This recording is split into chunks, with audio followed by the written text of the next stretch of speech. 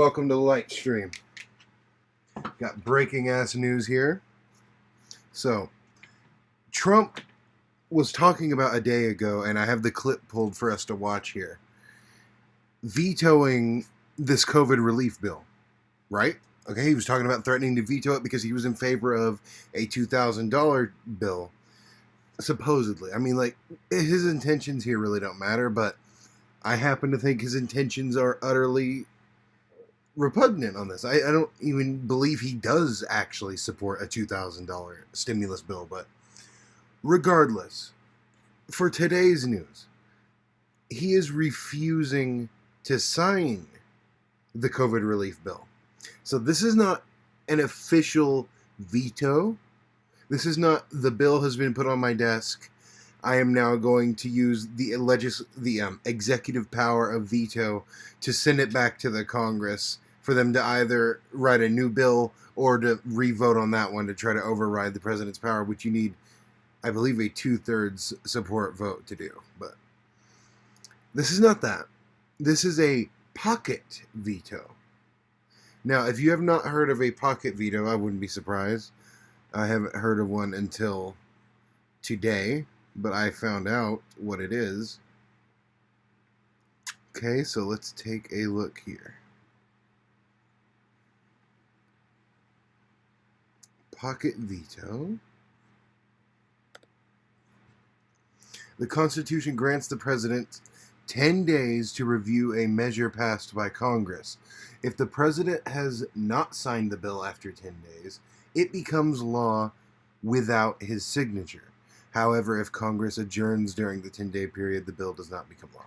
Okay, so a pocket veto. He's buying himself 10 days here in the middle of people literally suffering and dying and getting sick of this disease on Christmas. I hope a lot of you out there are doing well as you can. Merry Christmas. Sincerely from me. But the Merry Christmas you're getting from Donald Trump is frankly pretty fucking evil. I listen, and by the way, keep this in mind. There's no defensive, he wants $2,000. Okay, that's fine. If he really does want that, I agree with him on that. I like that. The GOP has already blocked the $2,000 idea. The Senate GOP has already done that. So this isn't like they have already blocked that. This bill was already passed. So you refusing to sign it is literally nothing other than causing suffering for 10 days. For you to view it. Okay.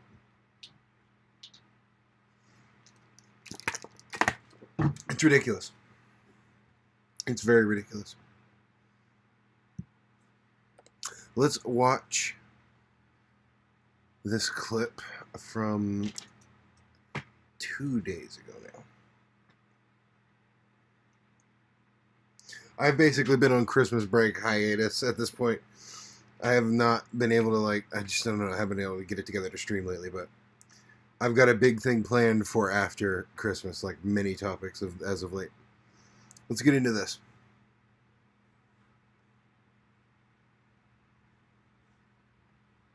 Throughout the summer, Democrats cruelly blocked COVID relief legislation in an effort to advance their extreme left-wing agenda and influence the election. Then, a few months ago, Congress started negotiations on a new package to get urgently needed help to the American people. It's taken forever. However, the bill they are now planning to send back to my desk is much different than anticipated. It really is a disgrace. For example, among the more than 5,000 pages in this bill, which nobody in Congress has read because of its length and complexity. So far, this is fine.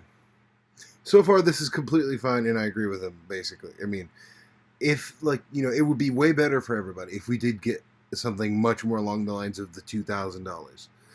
That's not where he's wrong yet. Where he's wrong comes up later in this clip, and you'll see that he just literally will misrepresent what they voted on. They voted on two bills, essentially, okay?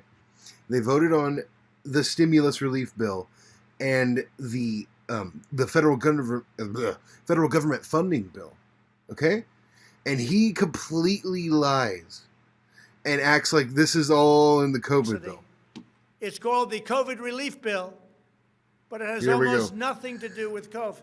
This This bill is the contains other bill. $85.5 million for assistance to Cambodia, $134 million to Burma, $1.3 billion for Egypt and the Egyptian military, which will go out and buy almost exclusively Russian military equipment, $25 million for democracy and gender programs in Pakistan, $505 million to Belize, Costa Rica, El Salvador, Guatemala, Honduras, Nicaragua, and Panama.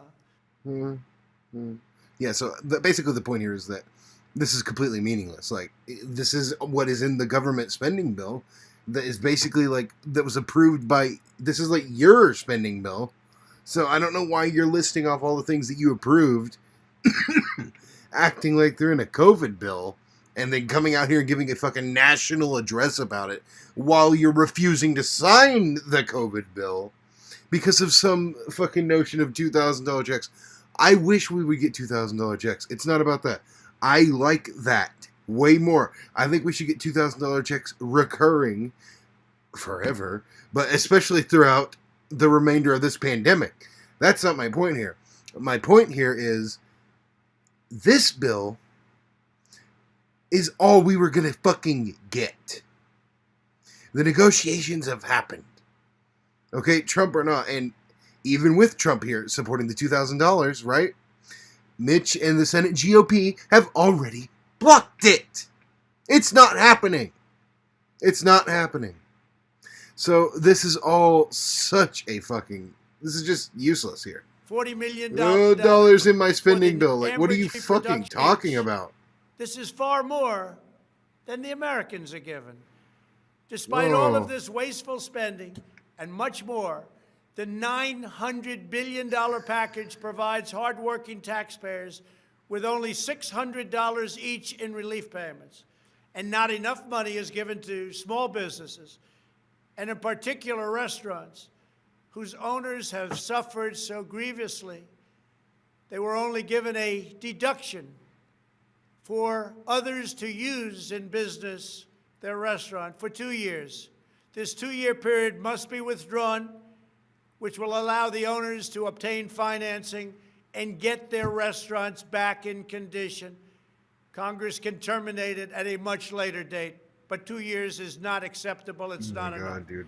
Congress found plenty of money. This is just useless. It's useless. He's talking about another bill, pretending it's the COVID bill, and using that as a justification to keep this money from the American people. I mean, like, what more do we need to say about this part? This is over. Like, there's nothing here. This guy's... He's so embarrassing, first of all.